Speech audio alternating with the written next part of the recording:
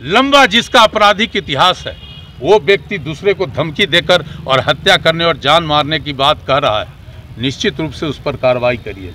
हम न किसी के पक्ष में गए थे, न किसी के विपक्ष में गए थे। समाज के सभी वर्गों को जाति सूचक शब्दों का प्रयोग कर गाली गलौज करने से जो साहेबगंज और पारू का माहौल खराब हुआ है, हमने दोनों अधिकारी को इस विषय से अवगत कराया है। तुलसी राय अपहरण मामले में साहेबगंज विधायक राजू सिंह जो इन दिनों फरार चल रहे हैं, तो दूसरी तरफ बीजेपी लगातार उनका समर्थन कर रही है।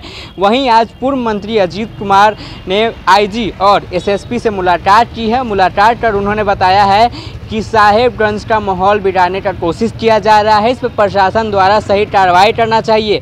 क्या कुछ बता रहे हैं पूर्व मंत्री अजीत कुमार, पहले आप वो सुनिए। कि साहेबगंज का जो हालिया घटनाक्रम है, इसी संदर्भ में हम लोग पुलिस के वरीय पुलिस अधीक्षक मुजफ्फरपुर और तिरहुत क्षेत्र के आईजी साहब से मिलने के लिए आए थे। हम न किसी के पक्ष में गए थे, न किसी के विपक्ष में गए थे। हम लोग जो साहेबगंज और पारू की स्थिति है, हम उससे अवगत कराने आईजी साहब को गए थे। एक व्यक्ति विशेष के द्वारा सरेआम सोशल मीडिया के माध्यम से समाज के सभी वर्गों को जाति सूचक शब्दों का प्रयोग कर गाली गलौज करने से जो साहेबगंज और पारू का माहौल खराब हुआ है, हमने दोनों अधिकारी को इस विषय से अवगत कराया है।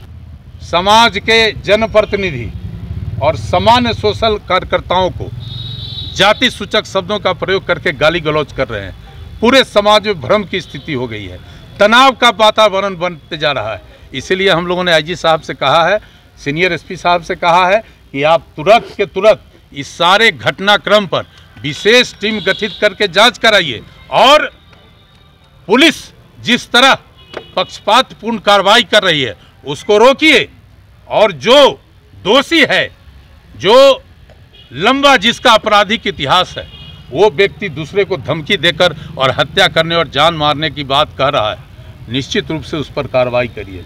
दोनों अधिकारी ने स्पष्ट रूप से कहा है कि हम इस मामले को गंभीरता से देखेंगे। हम लोगों ने यहाँ भी तक कहा है कि पारू के प्रमुख और साहेबगंज के प्रमुख दोनों के घर पर घुसकर पुलिस के द्वारा जो एक अपराधी के तरह जो व्यवहार किया गया है, महिला है, पारू के प्रमुख जो है सो महिला है, वो प्रमुख सामान्य जाति भूमिहार जाति से आती है, साहेबगंज के प्रमुख सामान्य जाति के हैं, उनके यहाँ जाके पुलिसिया कार्रवाई करके उनको प्रताड़ित करने का काम किया है। ये सारे बातों को हमने कहा है और हम लोगों ने स्पष्ट कहा है कि हम कानून में विश्वास करते हैं, हम अधिकारियों पर भरोसा रखते हैं, और सत्ता के दबाव में अगर प्रशासन जोर जुलूम किया तो हम लोग बैठने वाले भी नहीं हैं। हम लोग लड़ेंगे और हम लोग लड़ाई को अंजाम तक पहुंचाएंगे। साहब ये कौन बात हुआ? संविधान में कहीं लिखा हुआ है किसी का जाति पूछ के आप उसको प्रताड़ित करिए? और सरेआम ये घटना हो रही है, जनप्रतिनिधि अकुला गए हैं, समाज में तनाव का वातावरण बनते जा रहा है।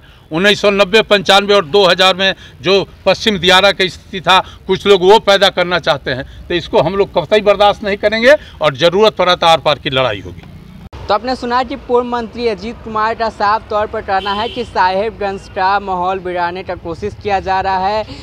जो एक व्यक्ति विशेष है उसके द्वारा लगातार सोशल मीडिया पर हत्या कर देने की धमकी दी जा रही है, और जो सही कार्रवाई है वो होनी चाहिए, क्योंकि पहले से एक तरफा कार्रवाई किया जा रहा है। कई सारी बातों का है उन्होंने। तो इसी खबर के साथ बने रहे। मुजफ्फरपुर से हेडलाइंस बिहार के लिए।